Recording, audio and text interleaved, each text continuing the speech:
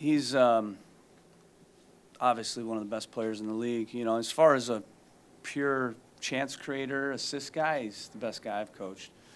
I've had some good players that produce goals, you know, in that spot at the 10, but in terms of a setup guy, he's the best guy that I've had. And, you know, I've had Zellerian and Valeri and some really, really good players in that spot. But he's a great pro and a great guy, and you just see how hard he works. You know, it's very rare in our league to have a guy like him that's so has so much quality, but is so humble and defends like he defends. Just a great player and a great, you know, person. Frank? Can you talk about the difference that Leo Campana made, not just scoring the goal, but things he did off the ball, you know, holding the ball up and that sort of thing? Yeah, thought he did really well. His quality showed. Great to get 2 goals out of the 2 strikers. Hopefully the first of many. You know, I like where we're at. We still have a lot of improvement to make, but you know, we're defending really well. It's another game where, you know, we shut them down. I think they had 0.5 expected goals, and most of what they got was shots from distance. So I'm really pleased with that. You know, we're becoming one of the better teams in the league defensively, and now, you know, the goals are coming, and felt we should have scored more than 2. We were efficient. You know, we had 13 shots, but 7 on frame, and most of the chances we created, the shots were big chances. You know, so I was pleased with that. I thought we had a lot of big chances, and great win. Go to Hayden. Another game where you used 3 at the back. It seems like that's kind of opened things up a little bit. Just you know, talk about your thoughts on that and how that affected the game. Yeah, you know, I think it's pushed the wingbacks up higher, which means we're getting more width, and especially against a 4, it's difficult to manage because their outside backs have to, you know, be honest on our wing backs, and, you know, if they rotate out, then now we've got a 2v2 with the 2 strikers or a 3v2 with Carlos. So, you know, the advantages that we're creating in that system, especially in the final third, you know, I think you're seeing the benefits of it. Go Sean, and then to the front row here. Fofana and Miller both left with injuries. Do you have any early look on what those are? I think they'll both be fine, yeah. Fofana, I think, just had an upset stomach, and Peyton, I think, had a cramp. Coach, just wanted to ask, firstly, on the 2 subs you made later in the game, Langoni and Chocolai both off the bench, kind of how you thought they played, and overall, like, how does it feel to have Chocolai obviously reintegrated back into the group? Yeah, it's good to have options. You know, it's good to have guys that we can throw up top. Obviously, we have strikers that can play in a 2 front, so that's kind of one of the reasons we felt it would be a good way to go.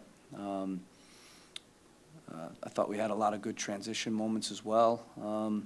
It'll keep getting better. I love the first goal because the 2 strikers, you know, combined. And, you know, if those 2 players and Carlos are operating in the right way, they're reading each other and they're attacking the spaces that are open, will be difficult to deal with, especially with our wing backs, because those 2 guys are a threat. And you got to be honest on those 2, and that'll pull apart the back 4, and that opens up space for the, you know, the 2 strikers and Carlos. Seth, you have one?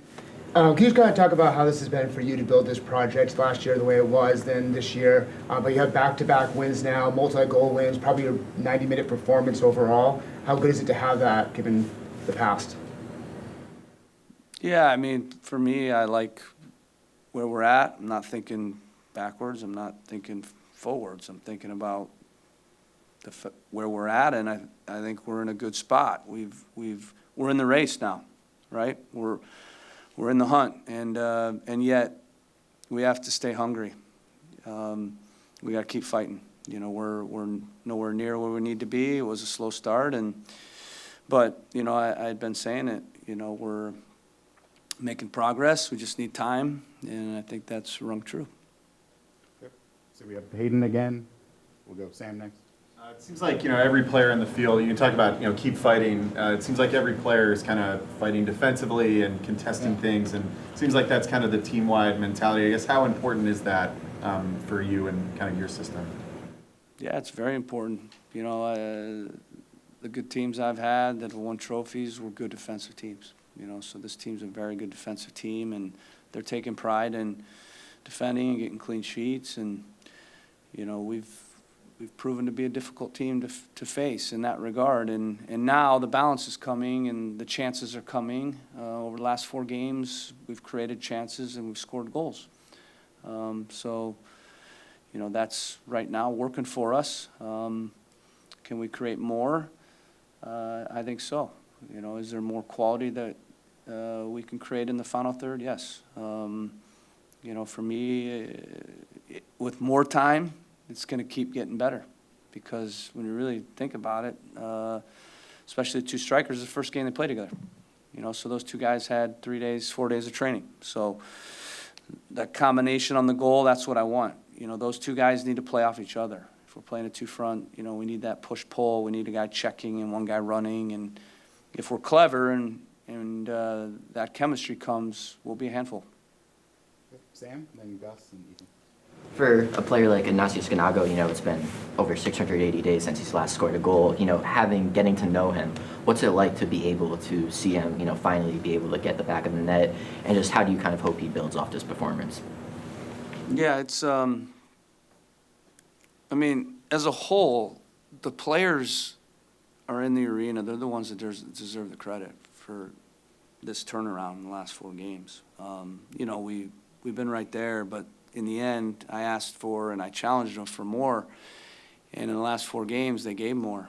And, that's what's turned it. It's nothing, we can make it into the system. And, yeah, maybe that helps a little bit, but it's just the investment that they put in. And, a guy like Ganago has just kept grinding, and he's played well.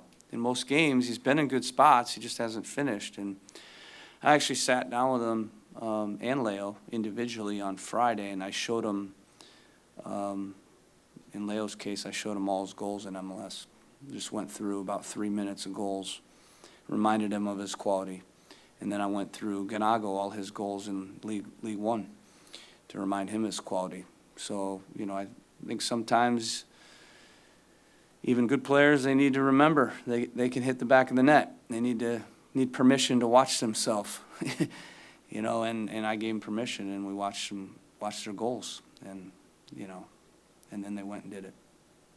Coach, congratulations on the win. Good performance. Tonight was a little celebration about 30 years and inaugural game of the Revolution. And it's very rare in football to say or be able to say that you might have the best player in the club's history to play for you or to watch him. Do you think Carlos is the greatest Revolution player of all time since he coached against the Revs, played against the Revs many times? I do it for the players. The day I stopped doing it for the players, the day I stopped coaching. I love, my purpose is to serve the players, to help them reach their potential, to help them achieve what they want to achieve and leave a legacy. I'm very proud of the other 2 clubs I was in where we were able to leave trophies in the trophy case, and I'm hoping to do that here with guys like Carlos, because when I'm old and gray and sitting in the rocking chair, I look back and remember more than anything the relationship that I had with a guy like Carlos. And he's a great guy. We have a great relationship. We meet once a week and we talk, and him and Matt and Ali are the 3 guys right now on my leadership council, and those 3 guys have delivered, over the last 4 games. When we were struggling and we didn't have our first win, I sat with those 3 guys and said, listen, guys, you have to set the tone. The team's going to go in the direction that you go, and it starts with your performances. And none of those 3 guys were playing well enough. Actually, Matt wasn't in yet. And in the last 4 games, all 3 of those guys delivered and performed extremely well, and their leadership has been a big key for us. But Carlos, can't say enough about him. The fans, hopefully, they realize how fortunate we are to have a player like him. Why don't we take one last question? We'll go to Ethan here to wrap up. Congratulations, Coach. This is the first time to see a 2-0 scoreline since you've been here.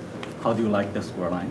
And can you comment on how the team held up to the dangerous lead, 2-0?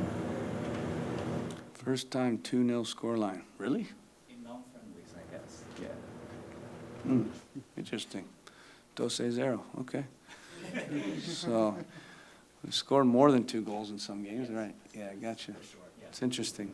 I like it because, you know, sometimes you get 3 goals and it's 3-1. You know, I love a 2-0 win because you get the clean sheet, but it's a little comfier than the 1. And sometimes to get 3-4, you're risking. So I think our balance right now is right. We're creating enough chances. Some games, yeah, we'll score more than 2. Some games it's 1. But we're going to be tough to deal with the way we're playing right now, the way we're defending, the chances we're creating, the way we're playing in transition, the way we're pressing. I still think we can keep the ball a little bit better at times. We have a huge road stretch now. I think it's 6 of 7 on the road. So we're going to need to grind in those games. But I think the formula we have right now is going to help us in all these road games.